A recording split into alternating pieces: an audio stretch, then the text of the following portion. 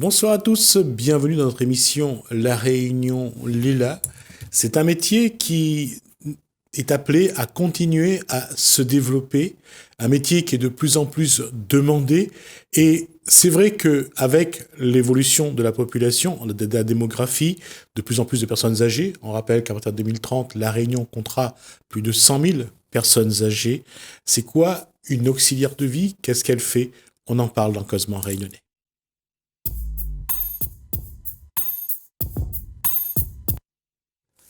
Bonsoir Geneviève Gamin. Bonsoir. Ça fait combien de temps ce métier d'auxiliaire de vie? Au fait, ce métier, je l'ai commencé, j'avais l'âge de 20 ans.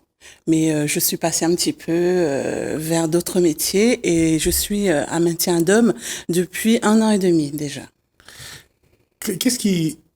Comment on est motivé pour devenir auxiliaire de vie? Est-ce que Geneviève Gamin savait c'était quoi auxiliaire de vie à ce moment-là?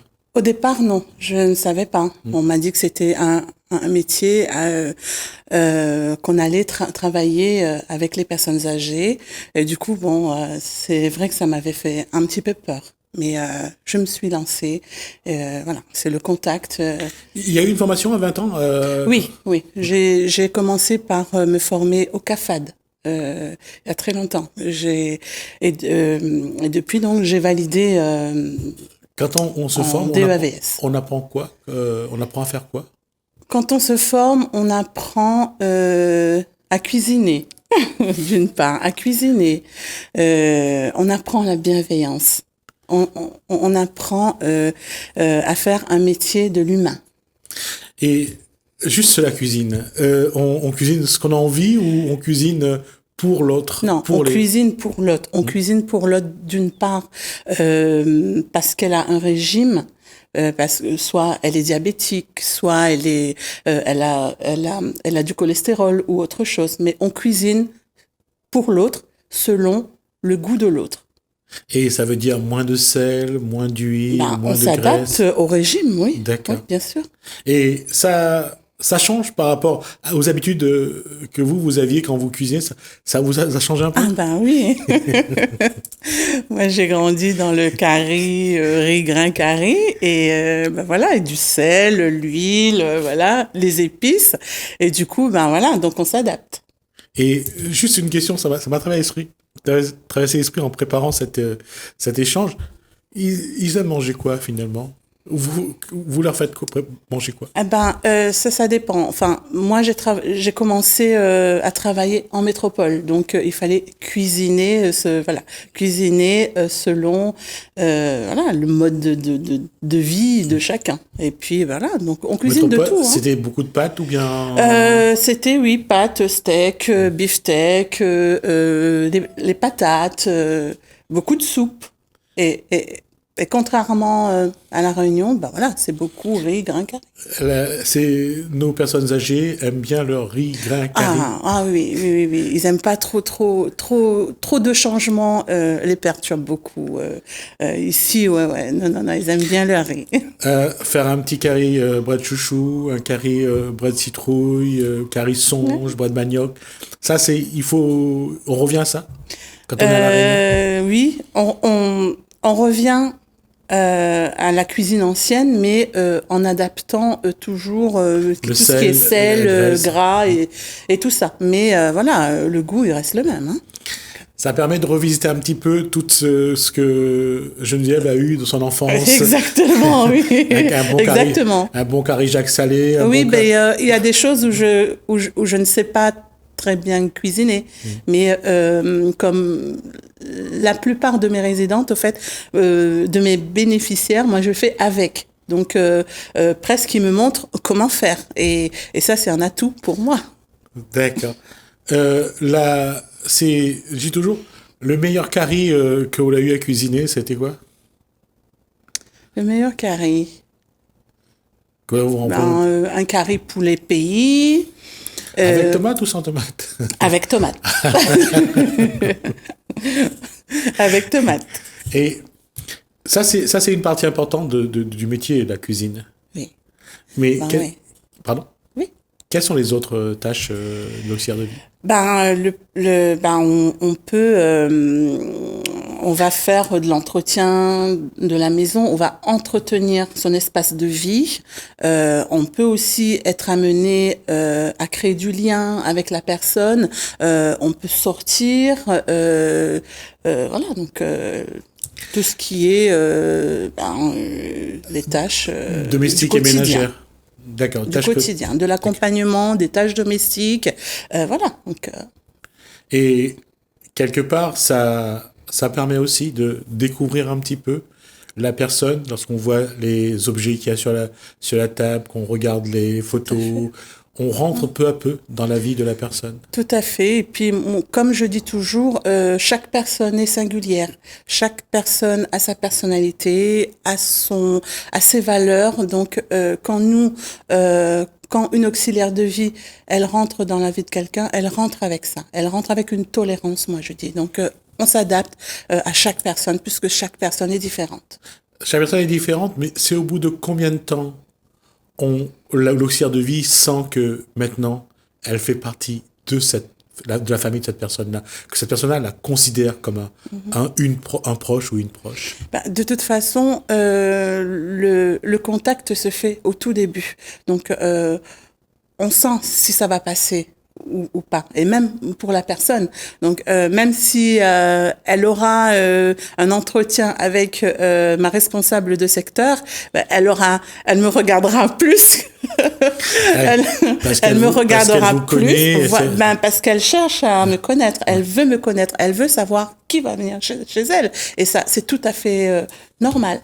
Et justement, comment l'auxiliaire de vie que vous êtes arrive à mettre à un moment donné cette barrière essentielle qu'on ne rentre pas trop dans sa vie privée, dans sa vie familiale? On met cette barrière en étant franche, en disant voilà, là vous allez trop loin. On va stopper ça parce que voilà, ça va aller trop loin.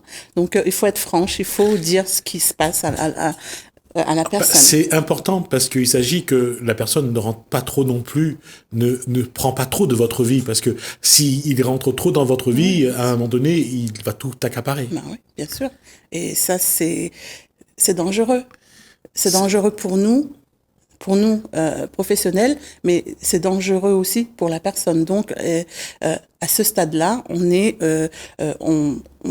devient très professionnel. Et c'est là qu'on arrive à mettre une barrière en étant professionnel.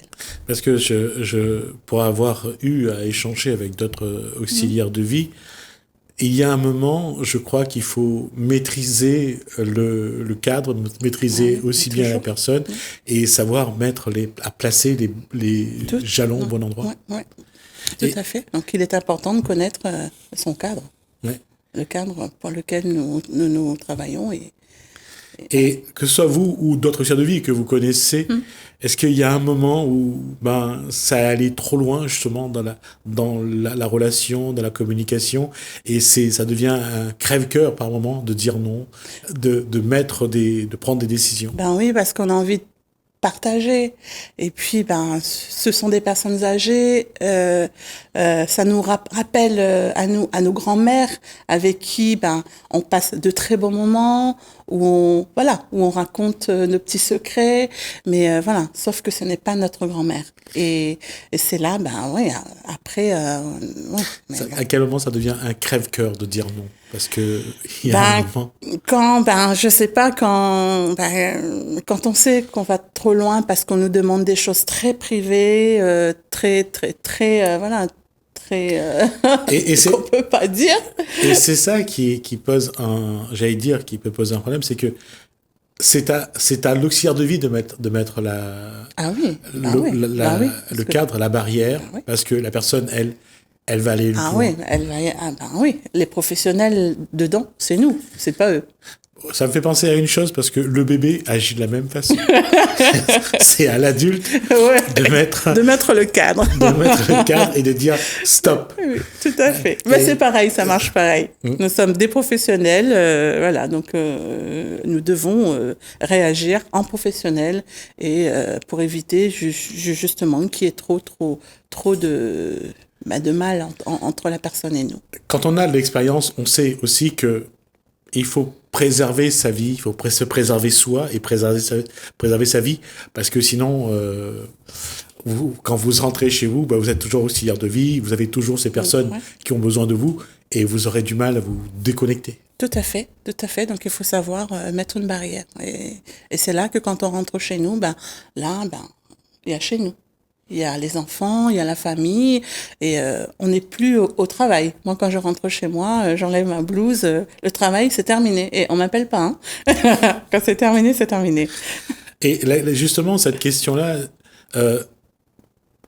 quand vous êtes auxiliaire de vie, on sait que les bénéficiaires vous demandent beaucoup de choses. Généralement, de quoi ils vous parlent? Qu'est-ce qu'ils ont envie de savoir? Qu'est-ce que vous leur apportez?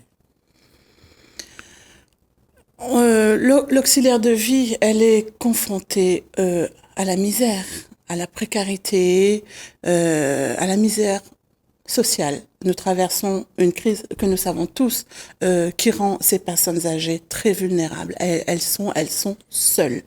Et en ce moment, ce que nous apportons, c'est notre présence. Ah non, justement, là-dessus, et c'est ça, et c'est là où les gens ne se rendent pas compte, parce qu'à un moment donné, on disait une auxiliaire de vie, c'est une femme de ménage, et on ne sait pas aujourd'hui quelle est la part du présentiel dont a besoin les bénéficiaires, les personnes âgées. C'est la présence. Parce qu'il n'y a plus d'enfants qui passent, il n'y a plus la famille qui passe, il n'y a plus d'amis qui passent. C'est l'isolement total. Ouais. Et il y a des moments, il y a des bénéficiaires où je suis la seule personne qui passe dans la journée. Et pour elle, c'est énorme. C'est énorme. Elle ne voit personne. Elle ne voit plus ses petits-enfants. Elle ne voit même plus ses enfants, ou elle les voit de loin. Et c'est un crève-cœur. Voilà, le crève-cœur, c'est ça. Et lorsqu'on parle de crève-cœur, est-ce que lorsqu'on parle des enfants, on parle de ceux qui n'ont pas le temps de passer? Parfois, on va pas non plus jeter la pierre, parce que parfois, ils ont vraiment pas le temps de passer. Ils ont leur vie, ils ont leur travail, ils ont les enfants. Comment est-ce qu'on pourrait... Est-ce que vous avez dit, qu'est-ce qu'on peut changer? Qu'est-ce qu'on pourrait faire pour rétablir les communications? Est-ce que vous avez une idée là-dessus? Une idée, peut-être pas, mais juste un petit message, quoi, en fait, qu'il faut pas Faites l'effort. Ouais, faites un petit effort. Trouvez 5 minutes par jour pour rendre visite à vos grands-parents, à vos parents, quoi. Ne les laissez pas seuls. C'est regrettable, en fait. Ah oui. Oui, 5 minutes, c'est rien. 5 minutes, c'est rien. Je serais pas aussi catégorique sur les 5 minutes, parce que... Juste pour dire bonjour, alors. Non, parce que entre l'endroit où ils habitent, le temps de prendre la voiture, et surtout pour les dames, de se préparer, de s'habiller, d'habiller les enfants, de mettre dans la voiture, de partir, de rester ne serait-ce que 10 minutes. Et on sait bien, quand on arrive pour 10 minutes, on part 1 heure après, parce que oui, il y a la route à faire. Il y a les embouteillages, il y a aussi la personne qui voudra pas vous laisser partir tout de suite. Oui, bien sûr. Et quand vous arrivez, même si vous avez 5 minutes, vous avez encore à manger, à faire pour les enfants, vous allez rester. C'est pour ça que je dis que c'est pas aussi simple. Non, ce n'est pas simple. On jette la pierre à personne, ni aux parents, ni aux enfants. Mais là où vous avez raison, je crois qu'il y en a qui devraient faire des efforts. Il faut. Parce qu'il faut hiérarchiser, il faut prioriser, et je pense que les parents ont quand même une place importante. Très. Parce que, nous venons d'eux quand même. Nous venons d'eux. Nous ne pouvons pas les laisser tomber. Et puis il y a une petite chose que tout le monde sait. Un jour, ce sera notre tour. Exactement. Et c'est ça qu'il faut peut-être plus penser. Que quand ça va arriver à nous, comment vont réagir nos propres enfants? Est-ce qu'on va être d'accord que nos enfants nous laissent tomber, nous abandonnent? Je pense pas. Alors pensez Commencez déjà donc commencez déjà à réfléchir à se à ce déculpabiliser. que vous allez devenir quand vos enfants vont vous abandonner. Et là-dessus, justement, quel message? Parce que je pense que lorsque vous rencontrez entre professionnels, entre auxiliaires de vie, l'isolement, l'abandon, c'est un des sujets qui doit revenir dans la discussion. Beaucoup. Les personnes seules, ouais. Les personnes qui se retrouvent isolées. Ça revient beaucoup.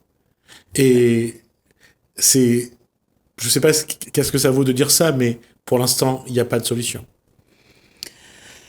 Il y a des solutions de maintien à domicile, c'est pour ça qu'on est là. Et d'ailleurs, heureusement qu'on est là, parce qu'on remplace un peu au fait les enfants. Donc on vient, voilà. Nous, on peut venir tous les jours, tous les 2 jours, mais on est là.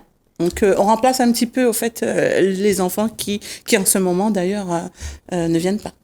Justement, comment, à ce moment-là, on adopte la posture d'un proche, d'une proche, d'un parent, et on parle à cette personne comme si on était un parent, un proche. Oui. Comment on fait? On se met à la place d'eux, et puis on est bienveillant. Quand on est auxiliaire de vie, une des premières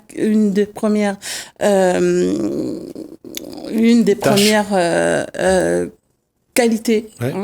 c'est d'être bienveillante. D'accord. C'est d'avoir toujours cette attitude d'être bien pour l'autre et d'accepter l'autre comme elle est. Et ça, d'une façon ou d'une autre, quand on dit accepter l'autre, il faudra aussi que l'autre. Et là, il y a ce geste-là, comme on en parlait tout à l'heure, c'est de vouloir toujours plus. Quand on est bienveillant, l'autre essaye aussi d'abuser. Oui, on vous bouffe, comme on dit. On cherche à... toujours pareil, toujours le même mot, être très professionnel dans ces attitudes-là. Oui.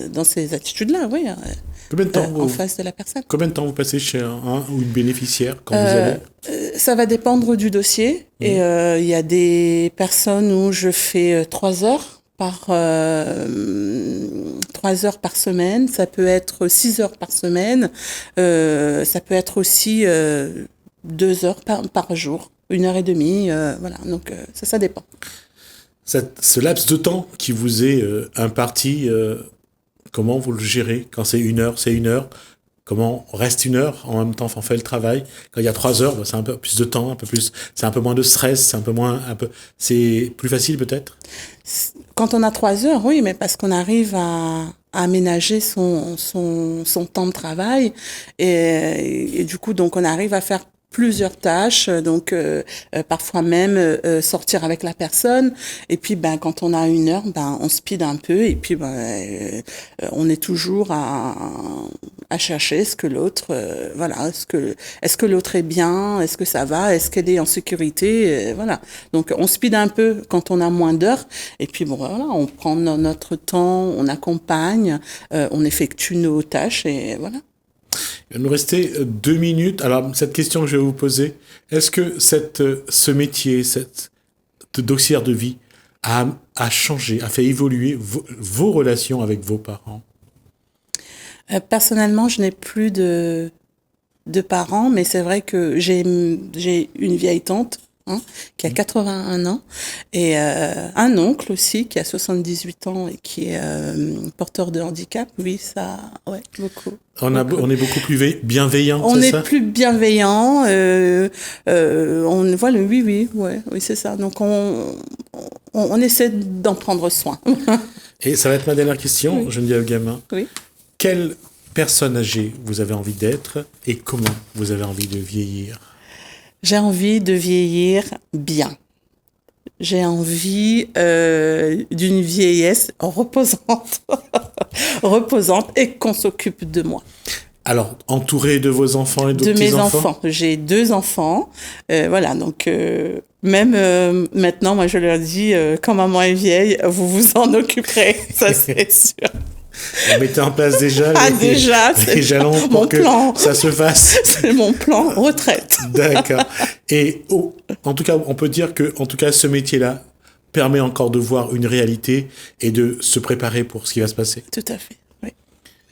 Et il faudrait que les gens soient un peu plus, je dirais, s'intéressent un peu plus, s'informent un peu plus pour que on ne continue pas à abandonner justement bien sûr, nos parce aînés. qu'il existe énormément d'aide. Quand on n'a pas les moyens, on peut faire une demande d'APA, on peut demander des aides techniques, des aides humaines. Donc voilà, il faut pas hésiter. Voilà. Ça va être le mot de la fin. Ce métier-là, auxiliaire de vie, ça vous a apporté quoi aujourd'hui? L'amour des autres. On restera là-dessus.